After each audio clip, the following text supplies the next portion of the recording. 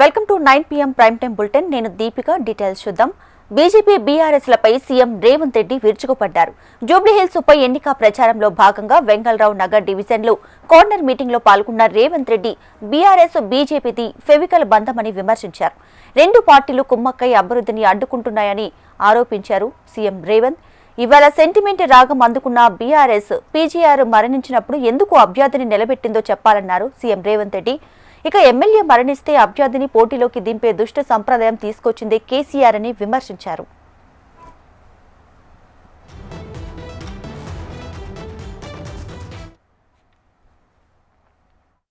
నారా చంద్రబాబు నాయుడు గారు పీజీఆర్ గారి మీద ఉండే గౌరవంతో రాజకీయ వైరుధ్యాన్ని, భిన్న రాజకీయ ఎజెండాలను పక్కన పెట్టి పీజీఆర్ ను గౌరవించడానికి ఆనాడు ఏకగ్రీవం చేయడానికి పెద్దలు నారా చంద్రబాబు నాయుడు గారు సహకరించిన మాట వాస్తవం కాదా? మరి ఆనాడు బీజేపీ బీఆర్ఎస్ పీజీఆర్ కుటుంబానికి అండగా నిలబడి మరణించిన ఉప ఎన్నికల్లో పీజీఆర్ కుటుంబాన్ని ఏకగ్రీవం చేద్దామంటే ఏకగ్రీవం జాంతా నహి, పీజీఆర్ కుటుంబాన్ని గెలవనిచ్చేదే లేదు అని ఆనాడు పేదోళ్ల దేవుడైన పీజీఆర్ కుటుంబం మీద ఎన్నికల బరిలో అభ్యర్థిని నిలబెట్టింది ఈ దరిద్రపు గొట్టు బీఆర్ఎస్ పార్టీ కాదా? దానికి నాయకత్వం వహిస్తున్న కల్వకుంట్ల చంద్రశేఖరరావు కాదా? ఈ దృష్ట సాంప్రదాయానికి ఆనాడు ఉమ్మడి రాష్ట్రంలో ఉన్న ఒక మంచి సాంప్రదాయాన్ని తుంగలో తొక్కి దుష్ట సాంప్రదాయాన్ని తీసుకొచ్చింది బీఆర్ఎస్ పార్టీ నాయకులు కాదా? మరి ఆనాడు సాంప్రదాయాన్ని కాదని పీజీఆర్ పేదోళ్ళ గుండెల్లో దేవుడుగా ఉన్న పీజీఆర్ కుటుంబానికి వ్యతిరేకంగా ఎన్నికల్లో అభ్యర్థిని నిలబెట్టిన ఈ కిరాయి మూక ఈరోజు సానుభూతితోని ఎన్నికల్లో ఓట్లేయమని అడుగుతారు. ఇదే అభ్యర్థిని, ఇదే బీఆర్ఎస్ పార్టీని గెలిపించారు. జూబ్లీహిల్స్ ఎమ్మెల్యే వారే, మున్సిపల్ మంత్రి వారే, ముఖ్యమంత్రి వారే. మరి మీ ప్రాంత సమస్యలు ఎందుకు పరిష్కారం కాలేదు?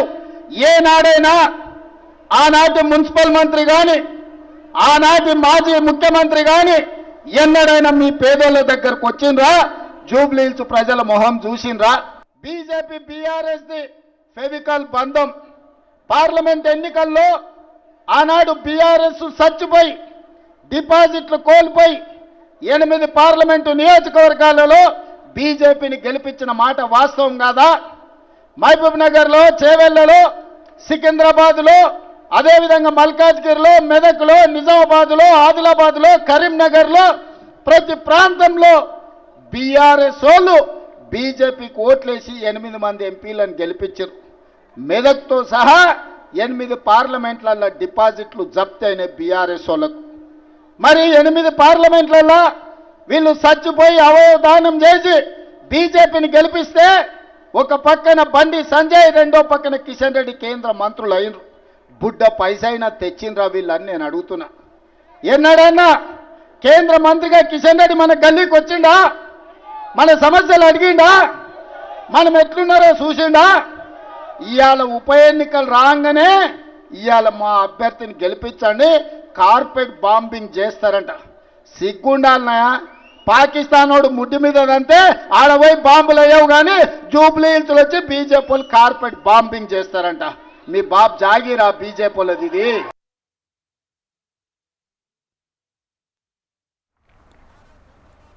జూబ్లీహిల్స్ ఉప ఎన్నిక ప్రచారం జోరందుకుంది. షేక్పేట్లో BRS working president KTR road షోలో పాల్గొన్నారు. కాంగ్రెస్ ప్రభుత్వ పాలనపై విమర్శలు గుప్పించారు. 2 ఏళ్ల కాంగ్రెస్ పాలనలో ఎవరికైనా మంచి జరిగిందా అని, కాంగ్రెస్ పార్టీకి ఓటేయడానికి ఒక్క కారణమైనా ఉందా అని కేటీఆర్ ప్రశ్నించారు. ఉప ఎన్నికలో బీఆర్ఎస్ గెలుపు ఖాయమని ధీమా వ్యక్తం చేశారు కేటీఆర్. మాగంటి సునీతను భారీ మెజార్టీతో గెలిపించాలని ఓటర్లను కోరారు. ఎక్కడ కూడా పొరపాటున ఎవరికి నష్టం చేయలేదు కేసీఆర్ గారు. 10 ఏళ్లలో ఎక్కడ ఉన్న తెలంగాణని కేసీఆర్ గారు ఎక్కడికి తీసుకొచ్చారో ఒక్కసారి గుర్తు తెచ్చుకోండి. 2023 ఎన్నికల్లో కూడా ఒక్కటంటే ఒక్క సీటు కూడా కాంగ్రెస్ పార్టీకి ఇయ్యలేదు. మళ్ళీ తిరిగి కేసీఆర్ గారికే జై కొట్టి ఆ రోజు జూబ్లీహిల్స్ నియోజకవర్గంలో కూడా మాగంటి గోపీనాథ్ గారిని మీరు అఖండమైన మెజారిటీతో గెలిపించి తిరిగి 3వసారి శాసనసభకు పంపినారు. మరి ఈరోజు ఒక్కసారి మీరు ఆలోచన చేయండి. అనుకోకుండా గోపన్న కూడా మీ అందరికీ ఎప్పుడు అందుబాటులో ఉంటూ మీ అందరితో ఎప్పుడు కలిసిమెలిసి ఉంటూ ఎప్పుడు ఏ కష్టం వచ్చినా ఏ సమస్య వచ్చినా మీకు అందుబాటులో ఉన్నవాడు మాగంటి గోపీనాథ్ గారు. ఆయనను మీరు 5 ఏళ్ల కోసం గెలిపించినారు. కానీ దురదృష్టవశాత్తు ఆరోగ్య సమస్యల వల్ల సంవత్సరన్నర లోపలనే గోపీనాథ్ గారు మన మధ్యలో లేకుండా పోవడం మనందరికీ కూడా ఎంతో బాధ కలిగించిన విషయం. ఇవాళ ఆ కుటుంబం ఏ కుటుంబం అయితే పార్టీకి సేవ చేసిందో, ఏ కుటుంబం అయితే జూబ్లీ హిల్స్ నియోజకవర్గానికి గోపీనాథ్ గారి రూపంలో అండగా నిలబడ్డదో ఆ కుటుంబం ఒక పెద్ద దిక్కును కోల్పోయి ఇవాళ మీ ఆశీర్వాదం కోసం ఆ ఇంటి ఆడబిడ్డ మీ అందరి దగ్గరికి కూడా వస్తూ ఉన్నది. తప్పకుండా ఈ ఆడబిడ్డను మీరందరూ ఆశీర్వదిస్తారని, తప్పకుండా మంచి మెజారిటీతో గెలిపిస్తారని చెప్పి నేను బలంగా నమ్ముతా ఉన్నా. 10 ఏళ్ల మా పరిపాలన మీ ముందుంది. 2 ఏళ్ల కాంగ్రెస్ పరిపాలన కూడా మీ ముంగట ఉన్నది. ఈ 2 ఏళ్ల కాంగ్రెస్ పరిపాలనలో ఎవరికైనా మంచి జరిగిందా, ఎవరికైనా మేలు జరిగిందా ఆలోచించి ఓటేయండి. కాంగ్రెస్ పార్టీకి ఓటేయడానికి ఒక్క కారణం ఉందా? దయచేసి ఆలోచన చేయండి. ఒక్కటంటే ఒక్క కారణం ఉందా? ఎన్ని మాటలు చెప్పినారు. ఇవాళ కేసీఆర్ ఫ్రీగా ఇచ్చిన నీళ్లు కూడా ఇచ్చే తెలివి లేదు, ఇచ్చే ముఖం లేదు. వీళ్ళకి కరెంట్ ఇచ్చే తెలివి లేదు, నీళ్ళు ఇచ్చే తెలివి లేదు, పేదలకి పథకాలు ఇచ్చే తెలివి లేదు. కనీసం కేసీఆర్ గారు ఇచ్చిన పథకాలు కొనసాగించే తెలివి కూడా లేదు. కేసీఆర్ గారు ఎన్నడూ పేరు మీద మతం పేరు మీద రాజకీయం చేయలేదు. పేదవాళ్ళు ఏ కులంలో ఉన్నా ఏ మతంలో ఉన్నా మంచి చేయాలని ఆలోచన చేసినారు. ప్రభుత్వ ఉద్యోగులకు తెలంగాణ ప్రభుత్వం గుడ్ న్యూస్ చెప్పింది. ఉద్యోగుల బకాయిలు పంచాయతీరాజ్ ఆర్ఎండ్బి శాఖలో పెండింగ్ బిల్లులు విడుదల చేసింది. డిప్యూటీ సీఎం భట్టి విక్రమార్క ఆదేశాల మేరకు అక్టోబర్ నెలకు సంబంధించి 1031 కోట్లను ఆర్థిక శాఖ విడుదల చేసింది. హైదరాబాద్లోని ప్రజాభవన్లో ఆర్థిక శాఖ అధికారులతో డిప్యూటీ సీఎం భట్టి విక్రమార్క సమీక్ష సమావేశాన్ని నిర్వహించారు. అలాగే పలు అంశాలపై సుదీర్ఘంగా చర్చించారు. గత ప్రభుత్వ కాలం నుంచి పెండింగ్లో ఉన్నటువంటి ఉద్యోగుల బకాయిలను కాంగ్రెస్ సర్కారు దశల వారీగా క్లియర్ చేస్తూ వస్తుందని భట్టి అన్నారు. అందులో భాగంగా అక్టోబర్ నెలకు సంబంధించి ప్రభుత్వ ఉద్యోగుల బకాయిలు 712 కోట్లను రిలీజ్ చేశారు.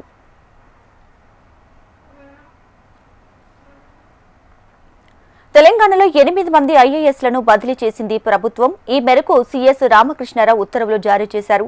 సంక్షేమం అభివృద్ధి కార్యక్రమాల ప్రత్యేక ప్రధాన కార్యదర్శిగా సవ్యసాచి ఘోష్ను నియమించిన సీఎస్ రవాణా శాఖ కమిషనర్గా ఇలంబర్తిని నియమించింది. గిరిజన శాఖ సెక్రటరీ కమిషనర్గా అనితా రామచంద్రన్కి, సాధారణ పరిపాలన శాఖ సెక్రటరీగా ఈ శ్రీధర్కు, ఆయిల్ ఫెడ్ మేనేజింగ్ డైరెక్టర్గా యాస్మిన్ భాషకు అదనపు బాధ్యతలు అప్పగించారు. ఇక జితేందర్ రెడ్డికి schedule caste cooperative development corporation ఎండీతో పాటు స్కెడ్యూల్ క్యాస్ట్ డెవలప్మెంట్ ప్రత్యేక కమిషనర్గా అదనపు బాధ్యతలు అప్పగించింది ప్రభుత్వం.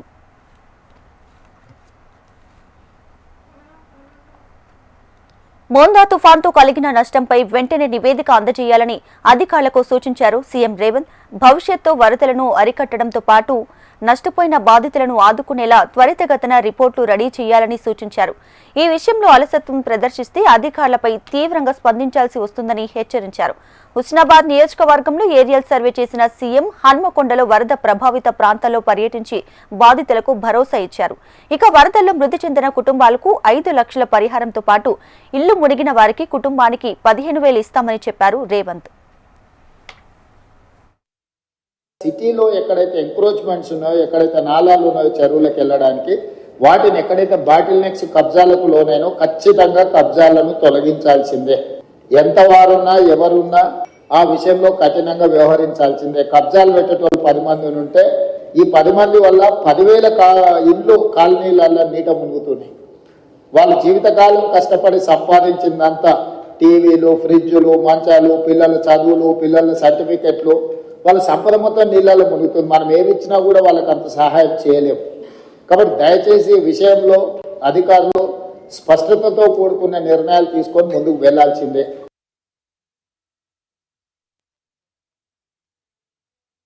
చచ్చిపోతే ఎవరు చచ్చిపోయినా 5 లక్షల రూపాయల నష్టపరిహారం ఇవ్వడానికి ప్రభుత్వం నిర్ణయం తీసుకున్నది. ఎక్కడెక్కడైతే హ్యూమన్ లాస్ ఉందో వాటన్నిటిని కూడా రికార్డ్ చేసి పోలీస్ అధికారులకు కూడా కమిషనర్స్ అండ్ పోలీస్ డిపార్ట్మెంట్ కూడా ఇన్స్ట్రక్షన్స్ ఇస్తున్నా. అట్లా పోయిన వాళ్ళందరినీ ఇమ్మీడియట్గా ఎఫ్ఐఆర్ చేయండి. అదేవిధంగా పశు సంపద, ముఖ్యంగా మేకలు కానీ పశువులు కానీ, మేకలు ఇవి చచ్చిపోతే 5,000, ఆవులు, బర్రెలు ఈ పెద్దవి ఏవైనా చచ్చిపోతే మనం 50,000 రూపాయలు, సో 50,000 రూపాయలు ఇస్తున్నాం. వాటిని కూడా ఎంబడే అంచనా వేసి ఏ ఒక్కరికి కూడా ఇబ్బంది జరగకుండా చూడండి. పంట నష్టం జరిగిన ప్రాంతాలలో చాలా వరకు పత్తి, వరి, చేతికొచ్చిన పంట నష్టము ఇవన్నీ కూడా జరిగినాయి కాబట్టి ఎకరాకు 10,000 రూపాయలు మనం రైతులకు పంట నష్టపరిహారం కూడా ఇవ్వాలనుకుంటున్నాం. తక్షణమే ఆ నీట మునిగిన పొలాలను ఇసుక మేటలు పేరుకున్న దగ్గర మనకు NREGS లో స్పెషల్ ప్యాకేజెస్ ఉన్నాయి. ఆ ఇసుక మొత్తం తొలగించడానికి ఎకరాకు 10,000 కాదు, ఎకరాకు 1,00,000 కూడా మనము NREGS లో తీసుకోవచ్చు. కాబట్టి NREGS కు సంబంధించిన పంచాయతీరాజ్ వాళ్ళు కూడా మీరు తక్షణమే దాని మీద దృష్టి పెట్టి అంచనాలు వేసి ఆ ఇసుక మేటలు పేరుకున్న రైతులను ఆదుకోవడానికి కూడా దానికి కావాల్సిన అంచనాలు చేయండి. అదేవిధంగా ఇంట్లో మునిగిన వాళ్ళు, ఇంట్లో పోయిన వాళ్ళకు ప్రతి ఇంటికి మీరు అంచనా వేసి 15,000 రూపాయలు నష్టపరిహారం వాళ్ళకి ఇవ్వండి. గతంలోనే ప్రభుత్వం జీవోలు ఇచ్చింది, మనుషులు చచ్చిపోతే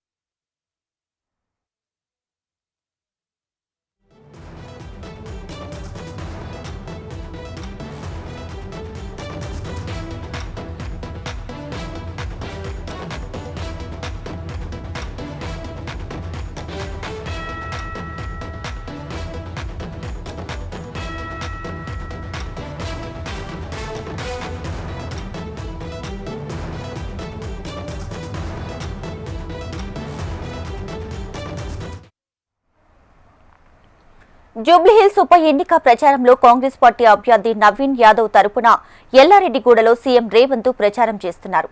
ఇప్పుడు సీఎం రేవంత్ మాట్లాడుతున్నారు. లైవ్ లో చూద్దాం. మహేష్ కుమార్ గౌడ్ గారు, వేదిక మీద ఉన్న సహచర మంత్రివర్గ సభ్యులు, పార్లమెంట్ సభ్యులు, శాసన సభ్యులు, రేపు జరగబోయే ఎన్నికలలో కాంగ్రెస్ పార్టీని వేలాది మెజారిటీతో గెలిపించడానికి విచ్చేసిన మా ఆడబిడ్డలకు, మా సోదరులందరికీ హృదయపూర్వకంగా నమస్కారాలు, ధన్యవాదాలు. సాయంత్రం 6 గంటల నుంచి మా అక్కలు ముఖ్యంగా ఈటీవీ, మా టీవీ సీరియళ్ల కోసము ఇంటికాడ ఉండకుండా ఇంటి ఆయన కోసం, పిల్లల కోసం వంట ఆలస్యమైనా ఎట్లయినా కాంగ్రెస్ పార్టీని గెలిపించుకోవాలి, ఇందిరమ్మ రాజ్యం తీసుకురావాలని మా ఆడబిడ్డలందరూ కూడా కంకణం కట్టుకొని ఇక్కడ ఉండి వేలాది మంది ఇంత రాత్రి అయినా అండగా నిలబడ్డారు అంటే నవీన్ యాదవ్ విజయం ఖాయమైపోయింది. లెక్క పెట్టుకోవాల్సింది ఎన్ని వేల మెజారిటీ అనేది. మిత్రులారా, ఇవాళ ఆలోచన చేయండి. బీఆర్ఎస్ వాళ్ళు గల్లి గల్లికి వస్తున్నారు, బిల్లా రంగాలు ఆటోలలో తిరుగుతున్నారు. బామ్మార్దులు ఇద్దరు కలిసి బిల్లా రంగాలని వెనకటికి దోపిడీ దొంగలు ఉండే ఆ దోపిడీ దొంగలకు వారసులైన బామ్మార్దులు ఇవాళ ఆటోలలో తిరిగి గల్లీలల్లా మీకు అందరికీ పొర్లుడు దండాలు పెడుతురు. నేను ఒక మాట అడగదలుచుకున్న ఈడున్న మా యువకుల్ని, 2 సార్లు ముఖ్యమంత్రిగా వాళ్ళ నాయన, 2 సార్లు ముఖ్యమంత్రిగా వాళ్ళ కొడుకు, 3 సార్లు ఇక్కడ బీఆర్ఎస్ ఎమ్మెల్యే గెలిచిండ్రు. ఏనాడన్నా మీ బస్తీకి వచ్చిండ్రా? ఏనాడన్నా మిమ్మల్ని కలిసిర్రా? ఏనాడన్నా మీతో మాట్లాడినరా? ఏనాడన్నా బెంచ్ కారు దిగి ఆటో ఎక్కినరా? ఇవాళ ఒక్క దెబ్బకే దిమ్మ తిరిగి గల్లీలలో ఆటో ఎక్కి తిరుగుతుర్రు. ఎన్నికలు అయిపోయే లోపల ఆటోలో తిరుగుడు కాదు, అంగిలాగు చించుకొని అమీర్పేట చౌరస్తలా మైత్రి వనం దగ్గర గంతులేయాల్సి వస్తుంది. ఇవాళ ఈ ప్రాంతాన్ని మోసం చేసి ఈ ప్రాంత ప్రజలకు అన్యాయం చేస్తే మొన్న వచ్చిన వర్షంలా అంబేద్కర్ నగర్లో మునిగిపోయిన ఇండ్లోళ్ళు మిమ్మల్ని వంగబెట్టి మెత్తగా గుద్దుతారని నేను చెప్పదలుచుకున్నా. ఇవాళ వాళ్ళు అంటారు ఆటో సోదరులకు అన్యాయం జరిగిందని. ఆటో సోదరులకు న్యాయం అని చెప్తే, చేయమని చెప్తే తప్పు లేదు. మా ఆటో సోదరులను ఆదుకోవాల్సిన బాధ్యత మన మీద ఉన్నది. కానీ ఆటో సోదరులకు అన్యాయం జరిగిందని ఇవాళ మా ఆర్టీసీలో ఆడబిడ్డలకు ఉచితంగా బస్సు ప్రయాణం ఇస్తే మా ఆడబిడ్డలకు బస్సు ఉచితం వద్దు, బంధు పెట్టురని ఈ దరిద్రులు బస్తీ బస్తీ తిరుగుతురు. మా అక్కల్ని అడగదలుచుకున్నా, మీ తమ్ముడు ముఖ్యమంత్రి అయినాక ఏ బస్సుల్లోనో ₹1 మీ దగ్గర అడిగినరా అక్క? వాళ్ళ పాలనలో అమ్మగారింటికి పోవాలన్నా, బల్కంపేట అమ్మవారిని దర్శించుకోవాలన్నా, యాదగిరిగుట్ట లక్ష్మీ నరసింహస్వామికి దండం పెట్టాలంటే ఇంటి ఆయన దగ్గర కిరాయి పైసలు అడగాలి. అమ్మని చూడాలంటే కూడా ఇంటి ఆయన నగదు ఇస్తే తప్ప మనం పోయే పరిస్థితి లేదు. కానీ ఇవాళ ఇంటి ఆయన అక్కడ ఆఫీసుకు పోతే ఆయన వచ్చే లోపల అమ్మగారి ఇంటికి పోయి అమ్మతో జరసేపు కూర్చొని మాట్లాడొచ్చే పరిస్థితి ఉంది. బిడ్డను మనవిస్తే బిడ్డ ఎట్లున్నదో చూసేద్దాం, మనవడో మనవరాలకో ఇంత ముద్దు పెడతాం, ఓ చాక్లెట్ ఇచ్చొద్దాం అంటే ఇవాళ మా అక్కలు ధైర్యంగా ఏడ బస్సు కనిపిస్తే గాడి ఇట్లా చెయ్యడ్డం పెడితే ఇవాళ మీ తమ్ముడు రేవంత్ రెడ్డి మీకు బస్సు ఉచితం ఇచ్చిండు. నిజం కాదా అక్క? మరి ఆ దరిద్రులకు కడుపు మంట ఏంది? ఆడబిడ్డ బస్సులో ఉచితంగా పోతే వాళ్ళకు బస్సు వద్దంటున్నారు. గింత దుర్మార్గులు ఎవడన్నా ఉంటాడా? 2014 నుంచి 2019 వరకు ఒక్క ఆడబిడ్డ కూడా మంత్రివర్గంలో మంత్రి ఇయ్యలే. అంటే ఇల్లు నడిపేటోళ్ళు, ఇల్లు చక్కదిద్దేటోళ్ళు, సంసారాన్ని సాగదీసేటోళ్ళు మా ఆడబిడ్డలు రాజ్యాన్ని నడపలేరా అని నేను అడుగుతున్నా. ఇవాళ మా సీతక్కని మంత్రిని చేసినాం, మా కొండ సురేఖమ్మని ఇవాళ మంత్రిని చేసినాం. మా ఆడబిడ్డలు రాజ్యం నడుపుతలేరా అని నేను అడుగుతున్నా. ఇవాళ ఆడవాళ్ళకు అన్యాయం చేసి అవకాశాలు ఇవ్వకుండా వాళ్ళని అవమానించి ఇవాళ సొంత చెల్లెలు కన్నీళ్లు పెట్టి ఊరూరు తిరుగుతుంది ఈ దరిద్రులు చేసిన మోసానికి. మా ఆడబిడ్డలకు న్యాయం చేస్తారా? మా అక్కల్ని ఆలోచన చేయమంటున్నా. ఇంటి ఆడబిడ్డ ఇల్లు తిరుగుతుంటే కంట తడి పెడుతుంటే 1000 కోట్లు పందికొక్కులాగా ప్రజల సొమ్ము దోసుకొని ఆడబిడ్డను జైలుకు పంపించిండ్రు. జైలుకు ఆడబిడ్డ పోతే ఇవాళ జైలు నుంచి వచ్చిన ఆడబిడ్డను ఆదుకునే పరిస్థితి లేదు. ఇవాళ అదే ఆడబిడ్డ బయటకు వచ్చి ఈ సన్నాసులు 1000 కోట్లు సంపాదించుకున్నారు, నన్ను ఇంట్లోకి వెళ్ళి బయటకు వెళ్ళగొట్టిరని వాళ్ళ సొంత ఆడబిడ్డ చెప్తుంది. ఏ ఆడబిడ్డ అయినా తండ్రి క్షేమము, సోదరుడి అభివృద్ధి కోరుకుంటుంది. ఏ ఆడబిడ్డ అయినా కష్టం వచ్చినా కడుపులో దుఃఖం పెట్టుకుంటుంది.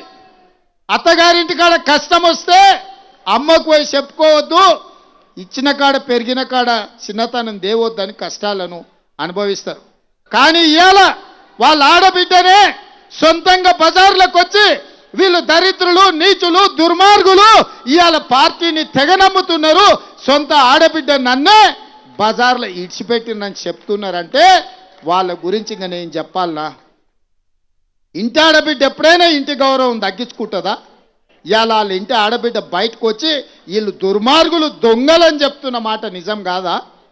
ఇవాళ అందుకే ఆ దుర్మార్గులకు ఆడబిడ్డలంటే పడనే పడదు. వాళ్ళ నాయన మంత్రియలే వాళ్ళ కొడుకు వచ్చి ఇవాళ బస్సు రద్దు చేయమని అంటుండు దుర్మార్గుడు.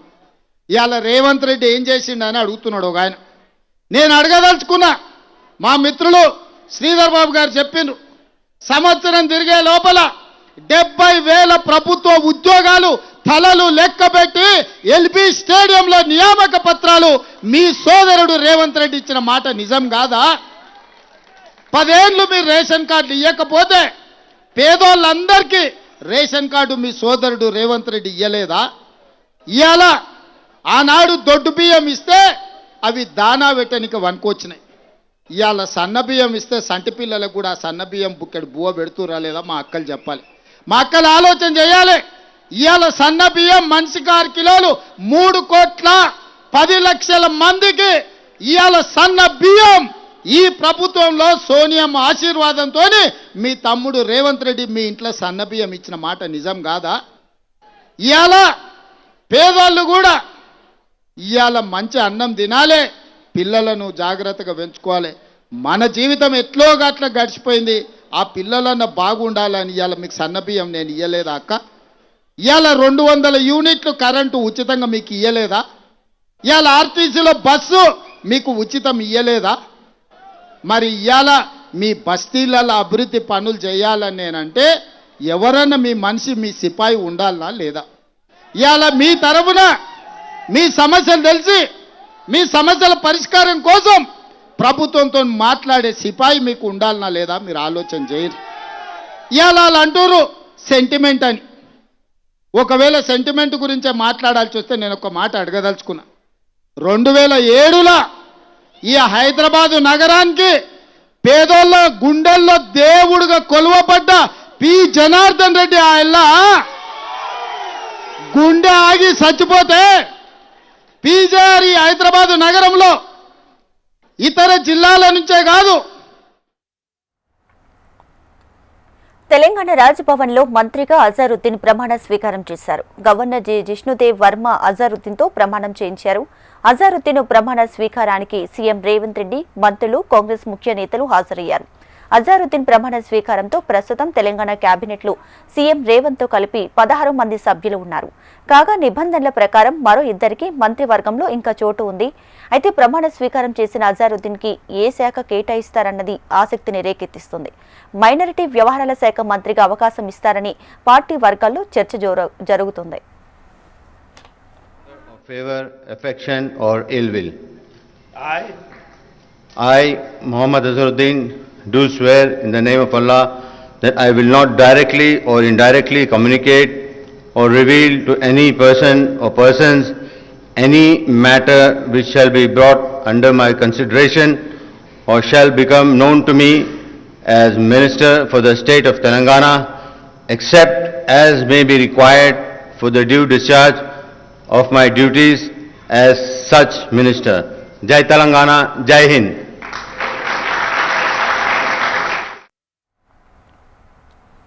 కేంద్ర మంత్రి కిషన్ రెడ్డికి టీపీసీసీ చీఫ్ మహేష్ కుమార్ గౌడ్ సవాల్ విసిరారు.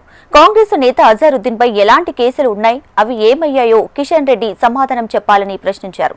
భారత కెప్టెన్గా అజారుద్దీన్ ఎన్నో విజయాలు అందించిన విషయం కిషన్ రెడ్డి మర్చిపోయారా అని మండిపడ్డారు. ఎంపీగా కూడా అజారుద్దీన్ ప్రజలకు సేవలు అందించారని గుర్తు చేశారు. అజారుద్దీన్ మంత్రి పదవిపై బీజేపీ నేతలు ఎందుకు అక్కాసు వెళ్లగక్కుతున్నారని టీపీసీసీ చీఫ్ ఆగ్రహాన్ని వ్యక్తం చేశారు.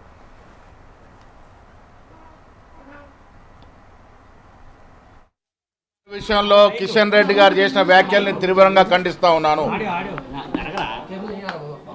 దేశ ద్రోహులెవరో, దేశ భక్తులెవరో కూడా తేల్చుకోలేని దుస్థితిలో కేంద్ర మంత్రి ఉండడం, కిషన్ రెడ్డి గారు ఉండడం దౌర్భాగ్యం. అజారుద్దీన్ గారి గురించి ఆ రకంగా మాట్లాడడం కేంద్ర మంత్రి స్థాయికి తగదు. ఒక బీద కుటుంబంలో పుట్టి అంచెలంచెలుగా ఎదిగి కష్టపడి క్రికెట్లో తన ప్రావీణ్యం నిరూపించుకొని జాతీయ క్రికెట్ జట్టుకు సుదీర్ఘకాలంగా కెప్టెన్ ఉండడం కాకుండా ఆయనలో ఎన్నో విజయాలు సాధించిన సంగతి కిషన్ రెడ్డి గారు మర్చిపోయినారా, తెలియదా? గతంలో పార్లమెంట్ సభ్యులుగా చేసినారు, సేవలు అందించినారు. నిజాయితీగా నిర్మమాటంగా మాట్లాడే వ్యక్తి. ఇలా క్రీడా ప్రపంచాన్ని కాకుండా మైనార్టీలో కూడా ప్రేరేపరిచినటువంటి వ్యక్తికి క్యాబినెట్లో అవకాశం ఇస్తే ఇంత విషయం, ఇంత అక్కసు ఎందుకు కక్కుతా ఉన్నారు? తెలంగాణ కానీ ఆనాడు సమైక్య ఆంధ్రప్రదేశ్ చరిత్రలో కానీ 2 3 మైనార్టీలు మంత్రివర్గంలో ఉన్నట్టు సందర్భాలు ఉన్నాయి. ఇవాళ మొదటి క్యాబినెట్లో ఇవ్వాల్సి ఉన్నప్పటికీ కూడా ఎమ్మెల్యేలు ఓడిపోవడం వల్ల ఇవ్వలేకపోయినాం. ఇవాళ ఇస్తూ ఉన్నాం. దానికి అంత బాధ ఎందుకు అని అడుగుతా ఉన్నాను. అజారుద్దీన్ గారిని క్యాబినెట్ తీసుకోవడం వల్ల మైనార్టీలకి ప్రకృతి వైపరీత్యాలతో మొలకెత్తిన ధాన్యాన్ని సైతం ప్రభుత్వం కొనుగోలు చేయాలన్నారు జాగృతి అధ్యక్షురాలు కవిత. జాగృతి జనం బాటలో భాగంగా ఆమె కరీంనగర్ జిల్లా తిమ్మాపూర్ మండలం మక్తాపల్లి గ్రామంలో పర్యటించారు. కొనుగోలు కేంద్రాల వద్ద రైతుల సమస్యలను అడిగి తెలుసుకున్నారు. కొనుగోలు కేంద్రాల వద్దకు పంట తెచ్చి నెల రోజులైనా ఎందుకు కొనడం లేదని కలెక్టర్ను కవిత ప్రశ్నించారు. ఇక నష్టపోయిన ఎకరం పొలానికి 50,000 నష్టపరిహారం ఇవ్వాలని డిమాండ్ చేశారు కవిత. కరీంనగర్లో తిమ్మాపూర్ మండలంలో మరి మేము ఇక్కడ కొనుగోలు కేంద్రము మక్తపల్లి గ్రామంలో ఉన్నాం. కొనుగోలు కేంద్రం అని చెప్పి ఇక్కడ అందరు రైతులు వచ్చి మరి మొత్తం ధాన్యం కూడా ఆరబోసుకున్నటువంటి పరిస్థితి. నిన్న రాత్రి పడ్డ వానకైతే మొత్తం ధాన్యం నీళ్ళలో కొట్టుకపోతుంటే చాట్లతోని పాపం ఎత్తిపోసుకున్నటువంటి దృశ్యాలన్నీ చూసినాం. ఇప్పటిదాకా చాలా దారుణంగా ఉంది, బాధాకరమైన పరిస్థితి. అన్యాయం ఏంటంటే నెల రోజులు దాటిపోయి కూడా కొంతమంది ఇక్కడ వచ్చి కుప్పలు పోసుకొని ఉన్నారు. ఇంతవరకు ఐకేపీ కొనుగోలు సెంటర్ పెట్టలేదు. ఈ లోపల ప్రకృతి వైపరీత్యం, వర్షాలు బీభత్సం సృష్టించినాయి. మరి దీనివల్ల ఇంకా కూడా నష్టపోయేటటువంటి పరిస్థితి ఉంది. ఆల్రెడీ చాలా చోట్ల వడ్లు మొలకలు వస్తున్నటువంటి పరిస్థితి ఉంది. దారుణంగా తడిసిపోయింది ధాన్యం. మరి ఇటువంటి సందర్భంలో మిల్లర్లు అనేకమైన కండిషన్లు పెడుతున్నారు. మాయిస్చర్ కంటెంట్ 17 కన్నా తక్కువ ఉండాలంటే అది సాధ్యపడే పరిస్థితి లేదు. ఒక పక్క మొంతా తుఫాన్ వచ్చింది. ఆ తుఫాన్ వల్ల బాగా పెద్ద ఎత్తున వర్ష బీభత్సం జరుగుతుంది. మేము ప్రభుత్వాన్ని డిమాండ్ చేస్తా ఉన్నాం. ముఖ్యంగా పమేలా సత్పతి గారు, మరి ఇక్కడ కలెక్టర్ గారు ఎవరైతే ఉన్నారో ఆమెను డిమాండ్ చేస్తా ఉన్నాం. నెల రోజులు దాటిపోయింది, ఇంతవరకు కొనుగోలు కేంద్రాలు ఎందుకు ఓపెన్ కాలేదని ప్రశ్నిస్తా ఉన్నాం. ఖచ్చితంగా కొనుగోలు కేంద్రాలు వెంటనే ప్రారంభించాలి. అసలు రైతులు యాక్చువల్గా కోరేది ఏంటంటే ఐకేపీ మధ్యలో వద్దు, మిల్లర్లకు మీరు అవకాశం ఇవ్వండి, చక్కగా మేము వీడికెళ్ళి తీసుకుపోతాం, వాళ్ళ దగ్గరనే బస్తాలు దించుతామని చెప్తున్నారు. ఎందుకంటే మళ్ళీ మధ్యలో ఒక దగ్గర దింపడం, ఎండబెట్టడం, మళ్ళీ ట్రాక్టర్లకు ఎక్కేయడం అంటే వాళ్ళకి అదనపు ఖర్చు కూలీలకు కానీ బ్యాగ్లలో నింపడానికి కానీ చాలా దారుణంగా అవుతుంది. కాబట్టి డైరెక్ట్ మిల్లర్లకు మీరు ఆదేశాలు ఇవ్వండి. ఇప్పుడున్నటువంటి ప్రకృతి వైపరీత్యం రీత్యా ఎంత తడిసిన ధాన్యమైనా బూజు పట్టిన రాజధానిలో చేపట్టాల్సిన నిర్మాణాల పురోగతిపై సీఎం చంద్రబాబు సమీక్ష నిర్వహించారు. క్యాంపు కార్యాలయంలో సీఆర్డీఏ అధికారులతో సమావేశమై కాంట్రాక్టు సంస్థలు చేపట్టిన పనుల ప్రోగ్రెస్ ని అడిగి తెలుసుకున్నారు. వేగంతో పాటు పనుల్లో నాణ్యత కూడా ఉండాలని సూచించారు. నిర్దేశించుకున్న సమయంలో నిర్మాణాలు పూర్తి అయ్యేలా చూడాలని అధికారులకు ఆదేశాలు కూడా ఇచ్చారు. ప్రతి 15 రోజులకు ఒకసారి రాజధానిపై సమీక్ష నిర్వహిస్తానన్న సీఎం చంద్రబాబు కొన్ని సంస్థలు వర్క్ ఫోర్స్ మిషనరీని పూర్తి స్థాయిలో కేటాయించలేదన్నారు. ఇలా ఉన్న సంస్థలు తమ పనితీరుని మెరుగుపరుచుకోవాలని సూచించారు. త్వరలోనే రాజధాని రైతులతో సమావేశమవుతానన్న సీఎం చంద్రబాబు రిటర్నబుల్ ప్లాట్ల విషయంలో రైతులను ఇబ్బందులకు గురి చేయవద్దని అధికారులకు తెలిపారు.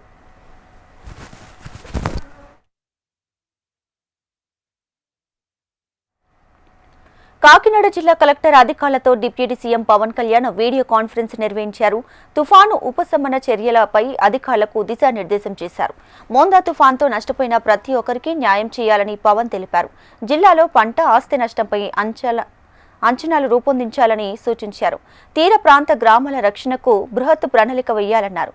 ఏలేరు కాలువగట్టు పటిష్టతకు యుద్ధ ప్రాతిపదికన చర్యలు చేపట్టాలని డిప్యూటీ సీఎం పవన్ కళ్యాణ్ ఆదేశించారు.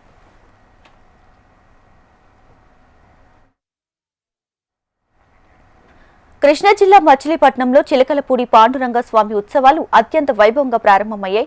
6 రోజుల పాటు అత్యంత వైభవంగా స్వామివారి ఉత్సవాలు జరగనున్నాయి. సతీ సమేతంగా మంత్రి కొల్లు రవీంద్ర స్వామివారికి పట్టు వస్త్రాలు సమర్పించారు. మేళ తాళాలు పూర్ణ కుంభంతో మంత్రి కొల్లు రవీంద్రకు ఉత్సవ కమిటీ స్వాగతం పలికారు. స్వామివారిని దర్శించుకుని మంత్రి కొల్లు రవీంద్ర దంపతులు ప్రత్యేక పూజలు చేశారు. నవంబర్ 2న స్వామి రథోత్సవాన్ని కన్నుల పండుగగా నిర్వహించనున్నారు. అలాగే కార్తీక పౌర్ణమి సముద్ర స్నానాలకు కూడా విస్తృత ఏర్పాట్లు చేశామని మంత్రి స్పష్టం చేశారు. పండరీపురం తర్వాత దక్షిణ భారతదేశంలోనే మచిలీపట్నం పాండురంగడికి చాలా ప్రత్యేకత ఉంది. 1929 సంవత్సరంలో భక్త నరసింహం గారు ఆ స్వామివారిని ఇక్కడ ధ్యానించి వారిని ప్రసన్నం చేసుకుని ఇక్కడ ప్రతిష్ట కార్యక్రమాన్ని చేయడం జరిగింది. ఈ రోజు నుంచి ప్రారంభమయ్యే ఈ బ్రహ్మోత్సవాల్లో మరి 2వ తారీఖు 3వ తారీఖు 2వ తారీఖు ఇక్కడ రథోత్సవం ఉంటుంది. అంటే 1వ తారీఖు ఇక్కడ కళ్యాణం, 2వ తారీఖు స్వామివారి రథోత్సవం. ఉదయం నుంచి కూడా ఇక్కడ పురవీధుల్లో స్వామివారిని ఊరేగింపుకుని రాత్రి వరకు ఈ ఉత్సవం నిర్వహించబడుతుంది. అలాగే 3వ తారీఖున స్వామివారికి తెప్పోత్సవం కూడా శివగంగా నాగిలేరు దగ్గర కాళేకాన్పేట నాగిలేరులో స్వామివారి తెప్పోత్సవం 3వ తారీఖు నిర్వహించబడతా ఉంది. అలాగే 4వ తారీఖు కూడా సాంస్కృతిక కార్యక్రమాలు, 5వ తారీఖు పౌర్ణమి సందర్భంగా సముద్ర స్నానాలు. పెద్ద ఎత్తున భక్తులు ఈ కార్యక్రమానికి వస్తారు. అన్ని ఏర్పాట్లు కూడా చేయటం కూడా జరుగుతుంది. సముద్ర స్నానాల్లో కూడా మరి ఉదయం స్వామి సముద్రుడికి హారతిని కూడా ఇక్కడ ఇచ్చుకుని అక్కడి నుంచి స్నానాలు స్టార్ట్ చేసుకోవడం జరుగుతుంది. గుంటూరు పశ్చిమ నియోజకవర్గంలో ప్రోటోకాల్ రగడ నెలకొంది.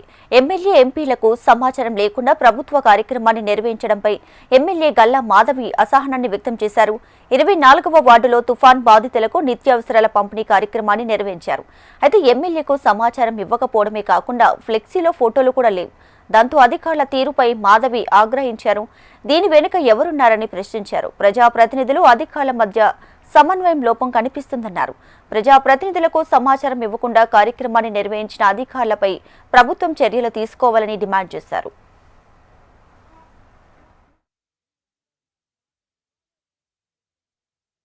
ఈస్ట్లో జరిగిన ప్రజా పంపిణీ నిన్న, ఇదేమో వెస్ట్లో జరిగిన ప్రజా పంపిణీ. ఇక్కడ నేను మీ ముందుకు తీసుకొస్తున్న అంశం ఏంటంటే అధికారులు ఎందుకు విభజించు పాలించు అనే కార్యక్రమాన్ని చేపడుతున్నారు అన్నది ఈరోజు నా ప్రశ్న.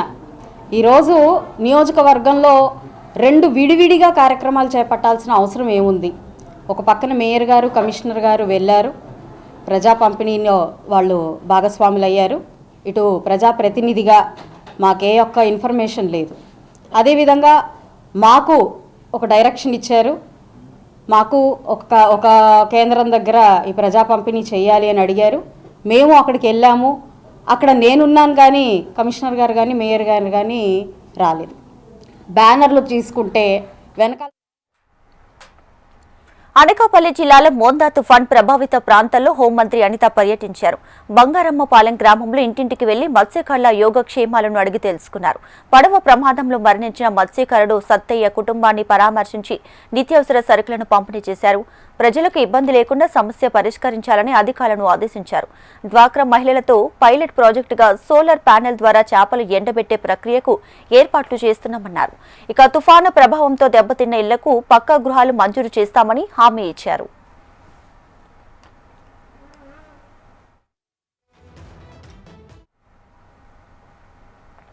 ఏపీలో ప్రైవేటు హాస్పిటళ్ల యాజమాన్యులు చేస్తున్నటువంటి సమ్మె నేడు విరమించారు. ప్రైవేటు హాస్పిటల్ అసోసియేషన్ ప్రతినిధులతో ఆరోగ్య శాఖ మంత్రి సత్యకుమార్ యాదవ్ సమావేశమయ్యారు. వెంటనే మరో 250 కోట్ల బకాయిలు చెల్లిస్తామని, నవంబర్ చివరి వరకు పెండింగ్ బకాయిలు మొత్తం ఒకే విడతలో చెల్లిస్తామని హామీ ఇచ్చారు. రాష్ట్ర వ్యాప్తంగా ఎన్టీఆర్ వైద్య సేవల పునరుద్ధరణకు అంగీకారం తెలిపాయి. బకాయిల చెల్లింపుపై మంత్రి స్పష్టమైన హామీ ఇవ్వడంతో వైద్య సేవల పునరుద్ధరణకు యాజమాన్యాలు అంగీకరించాయి. చిత్తూరు మాజీ మేయర్ దంపతుల హత్య కేసులో స్పెషల్ కోర్టు సంచలన తీర్పు వెలువరించింది. దోషుల 5గురికి ఉరిశిక్ష ఖరారు చేసింది. సుమారు 10 ఏళ్ల క్రితం 2015 నవంబర్ 17న అప్పటి చిత్తూరు మేయర్ కటారి అనురాధ మోహన్ దంపతుల హత్య జరిగింది. నగరపాలక సంస్థ కార్యాలయంలోనే ఈ ఘటన చోటు చేసుకుంది. అయితే ఈ కేసులో 5గురు నిందితుల ప్రమేయం ఉందని చిత్తూరులోని 6వ అదనపు జిల్లా సెషన్స్ కోర్టు న్యాయమూర్తి ఎన్ శ్రీనివాసరావు ఇటీవల తీర్పు ఇచ్చారు. నేడు వారికి ఉరిశిక్ష ఖరారు చేస్తూ ఆదేశాలు జారీ చేశారు.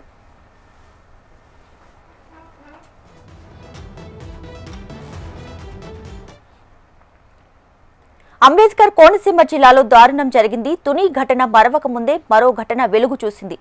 పోలవరం మండలం బాణాపురం గ్రామంలో 6వ తరగతి చదువుతున్న ఓ బాలికపై కామందుడు కన్నేశాడు. పాడుపడిన భవనంలోకి తీసుకువెళ్లి బాలికపై వికృత చేష్టలు చేస్తూ హింసిస్తూ బాలికపై అఘాయిత్యానికి పాల్పడ్డాడు. భవనం నుంచి బయటకు వచ్చిన బాలికను తల్లి నిలదీయడంతో విషయం వెలుగులోకి వచ్చింది. హుటాహుటిన బాలిక తల్లి జిల్లా ఎస్పీ కార్యాలయంలో ఫిర్యాదు చేయడంతో రాయపురెడ్డి సత్య వెంకటకృష్ణ అలియాస్ బాబీ అనే వ్యక్తిపై పోక్సో కేసు నమోదు చేశారు.